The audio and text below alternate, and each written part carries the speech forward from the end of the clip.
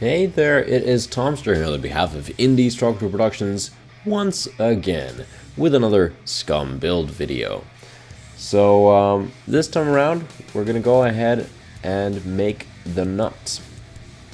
So I am making this out of a block of brass, and yeah, first and foremost, I love brass nuts. Really, they're really great. I love the tone of them, I like the look of them, I like the feel of them, everything about them. But one thing I do not like, they are extremely hard to work with because they are very hard material. So basically, if you're thinking about doing the same, just keep that in mind. Anywho, moving onwards. So the first thing that you have to do is flatten the base of it. So the easiest way to kind of do that would be to use a leveling beam because it's already a flat surface, and sanding down whatever nut material you're using is usually a pretty good way to go. Now of course you do need to make sure that the slot you have for the nut on the guitar, like on the neck, is also flat and square to the edge of the fretboard. That will definitely make your life a whole lot easier. Now here I'm just scraping away some of the glue and also some of the veneer that's stuck in between there. That wasn't all that cleanly cut off. So yeah, once the nut fits, or once the blank fits into the hole, it's time to mark out the dimensions. So I'm using a half cut pencil to do this, to mark along the edge of the fretboard, but also on top of the frets to see where the height of the frets is. This gives me the depth that I need for the nut slots themselves. Now it's all a matter of getting everything shaped down into those dimensions. So I tried to do, I usually do it with, you know, a nice file, but because it's brass, it's a little hard to work with. I don't have all day to kind of work on it, so I'm using this lovely Sorby Pro Edge to get the job done. At least I think that's a Sorby. I'm not quite sure. Nonetheless, I'm using a grinder to get the job done a lot faster. I'm not going all the way to the line, so I'm going to be staying mil or so, mil and a half away from the line that I made, because you don't want your fret slots to be too deep. It also doesn't look all that attractive, but you don't want them to be too shallow either, because then you run the risk of not having the right type of angle in there, or the right kind of depth.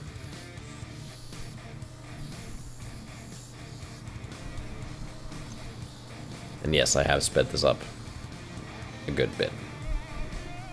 And because it's metal, it gets hot, so you need to keep some water nearby so you can douse it out before it burns your fingers.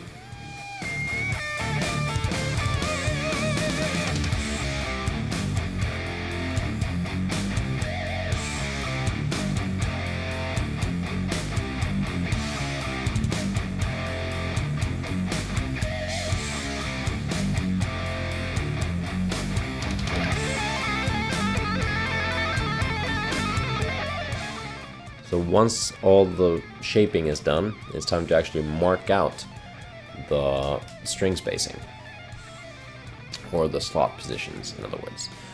So what I do usually, I go 3.5 mil from both edge to mark out the bass strings, or your low E and your high E, basically. Mark out both of those and then go from there to figure out the rest. I'm just scoring it with a scalpel blade. And then I'm using a string spacing rule. You can get these from StewMac, and I'm sure there's some other suppliers as well, but this one being the StewMac one, it gives you both the guitar and base, well, string spaces. And it all depends on where your furthest most strings land, and then you can find all the rest easily.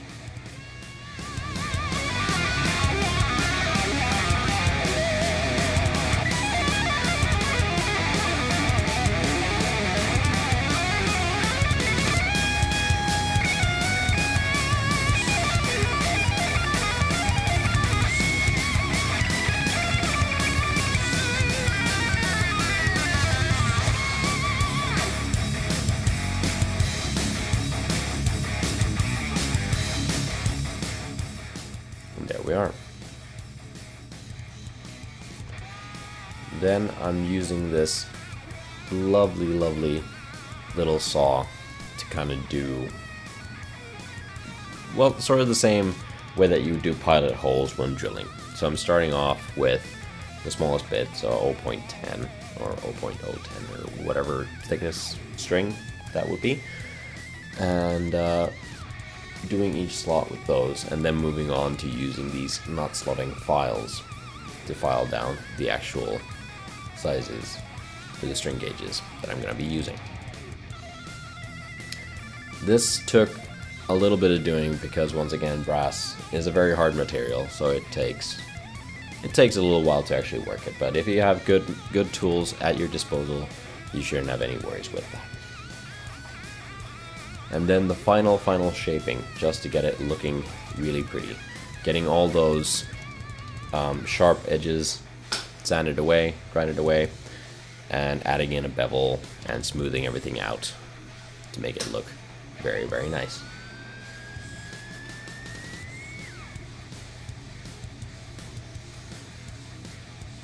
Because overall, if everything is, I should have said as well, back when I was doing the knot slotting, that one of the most important things is to make sure the intonation point is correct.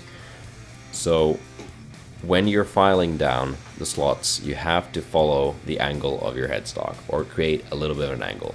This means that where your fretboard ends and your knot starts, that is your intonation point, because it is highest up in the slot that you've just cut.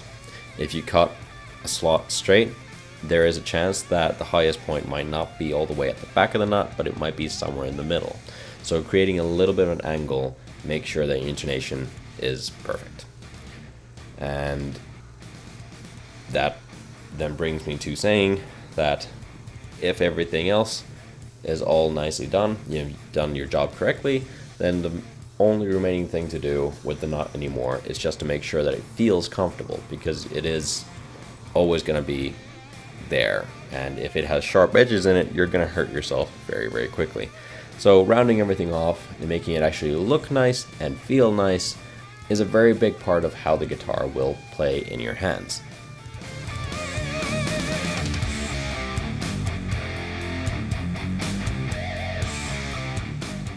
It's one steaming nut.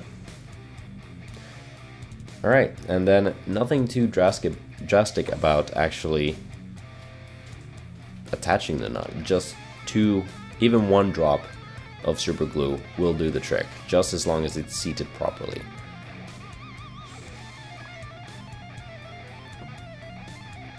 If you still feel that there's any hard edges, sharp edges, you can go ahead and just use sandpaper to sand everything down.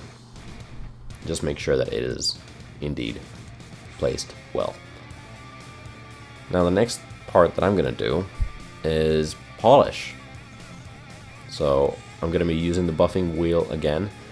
So in order to do that, I need to protect the headstock and the fretboard around the nut so I don't damage anything.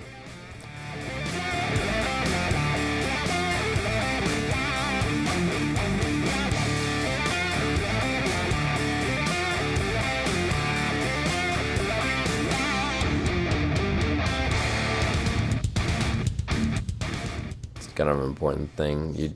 The last thing you really want to do is go ahead and damage any of the work that you've already put in when you're this close to the end. So just be mindful of that.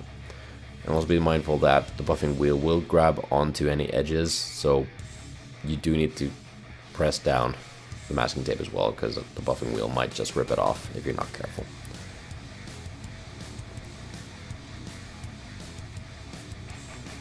Alrighty, and this is exactly the same process as with the frets. I don't have footage of me using the smaller buffing wheel, but you've already seen that in the previous video. So anywho, while I polish this nut up, I am going to leave you now. Say thank you very much for watching. I hope to see you guys next week. Be sure to hit that like button. That little bell icon lets you get notifications whenever I put out new videos. And of course, subscribe to see more. And feel free to comment down below if you have anything to comment on, or if you think there's anything I've missed or anything that I've not explained well enough. I know that can kind of happen. All right, but I'm gonna go. See you guys next week. Bye bye.